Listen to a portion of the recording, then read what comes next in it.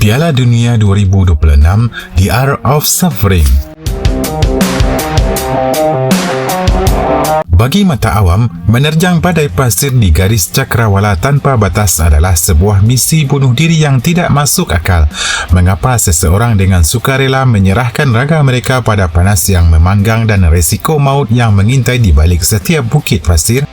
Jika hanya untuk mencari mati, maka setiap peserta reli Dakar bisa dengan mudah dicap sebagai manusia yang sakit jiwa. Namun, disinilah letak perbedaan fundamentalnya.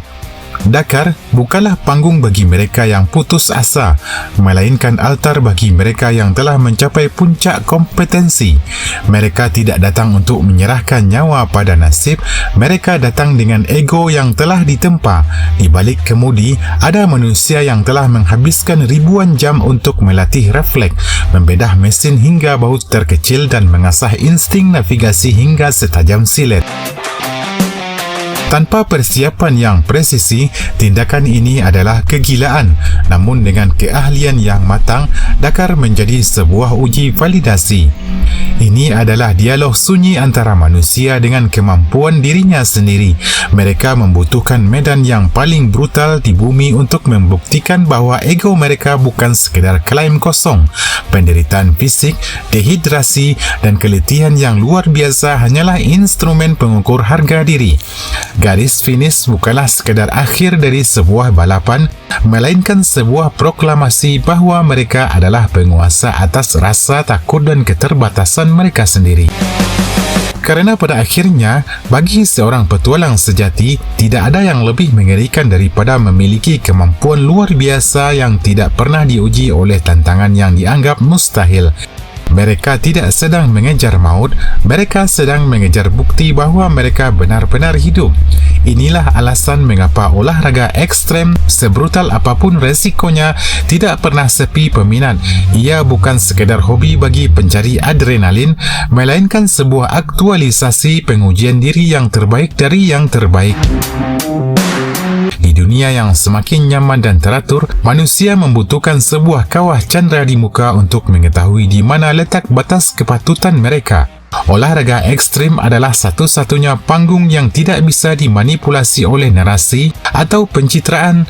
Di tengah gurun yang sunyi atau tebing yang curam, hanya ada dua variabel yang tersisa: kompetensi mutlak atau kegagalan total. Bagi mereka yang berada di kasta tertinggi dalam disiplin ini, kompetisi bukanlah lagi soal mengalahkan rival di samping kiri atau kanan, melainkan soal menjawab tantangan eksistensial. Mereka adalah para ahli yang tidak lagi cukup dipuaskan oleh simulasi. Mereka membutuhkan validasi dari alam semesta. Inilah puncak dari pengujian diri. Ketika seorang manusia yang telah dipersiapkan dengan sempurna dilemparkan ke dalam situasi yang paling tidak sempurna dan tetap mampu bertahan serta menang, inilah bentuk aktualisasi diri yang paling jujur. Sebuah pembuktian bahawa manusia dengan segala latihan dan egonya mampu berdiri tegak di hadapan kemustahilan, kerana pada akhirnya menjadi yang terbaik hanya akan menjadi sekadar kata sifat sampai ia diuji di medan yang paling ekstrim. Pada pembahasan sebelumnya, kita sudah membedah 3 monster yang akan menghadang di Piala Dunia 2026 nanti. Kontrasnya iklim yang ekstrem, mobilisasi ribuan kilometer yang menguras seluler tubuh, hingga sempitnya jeda pertandingan yang nyaris tidak memberi ruang bagi pemulihan. Namun, mari kita tarik satu garis lurus dari ketiga tantangan tersebut. 3 himpitan ini sebenarnya sedang menciptakan sebuah standar baru, sebuah level sepak bola yang jauh lebih tinggi dari apa yang selama ini kita saksikan. Kita harus jujur, bermain dengan taktik brilian di bawah fasilitas mewah dan kenyamanan suhu yang terjaga, itu adalah hal biasa bagi pemain profesional. Ini adalah standar minimum. Tetapi, mampu mempertahankan visi bermain, presisi umpan dan ketajaman insting di bawah himpitan kelelahan fisik yang absolut dan stres logistik yang brutal, itulah yang luar biasa. Di sinilah letak titik temu antara lapangan hijau dan jalur maut Paris-Dakar. Piala Dunia 2026 bukan lagi sekedar panggung bakat, melainkan panggung aktualisasi diri yang paling ekstrim. Ini adalah ujian bagi ego para bintang dunia. Apakah kehebatan mereka selama ini adalah hasil dari kenyamanan sistem atau memang sebuah kompetensi murni yang tetap tegak meski raga mereka sudah berada di titik nadi?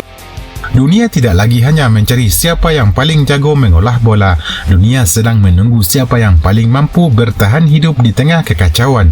Inilah evolusi sepak bola ketika kemenangan tidak lagi ditentukan oleh siapa yang paling cepat berlari, tapi oleh siapa yang egonya paling siap untuk ditempa oleh penderitaan.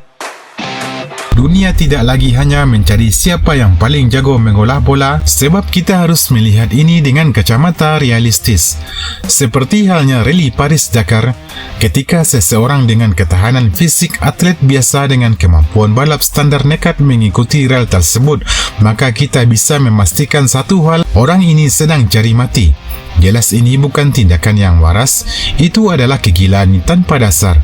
Logika yang sama berlaku untuk panggung di benua Amerika nanti. Sebuah tim nasional yang datang tanpa memetakan kondisi medan tempur, tanpa menghitung kadar oksigen yang menipis, kelembaban yang mencekik, hingga jet lag yang merusak metabolisme, maka berarti mereka telah bersiap untuk dipermalukan. Datang hanya dengan modal nama besar dan taktik indah tanpa persiapan terhadap anomali non-teknis ini adalah bentuk bunuh diri profesional. Di Piala Dunia 2026, kompetisi murni tidak hanya diuji lewat apa yang terjadi di dalam garis lapangan selama 90 menit, tetapi lewat sejauh mana ego dan persiapan yang mampu menaklukkan benua yang tidak mengenal kompromi ini. Jika mereka gagal memetakan medan, maka bakal sehebat apapun hanya akan menjadi artefak yang terkubur di bawah tekanan atmosfer Amerika.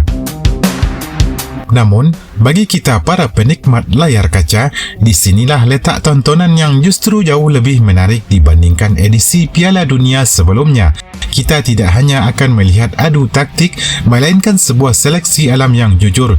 Kita akan menyaksikan benturan antara tim dengan ketahanan mental dan fisik paling tangguh, melawan tim-tim manja yang selama ini hanya terbiasa bermain di bawah zona nyaman. Pertanyaannya, siapa yang sudah siap? Sebab faktanya, ada beberapa tim yang secara senyap telah melakukan simulasi alam dan mempersiapkan diri menghadapi tekanan brutal ini.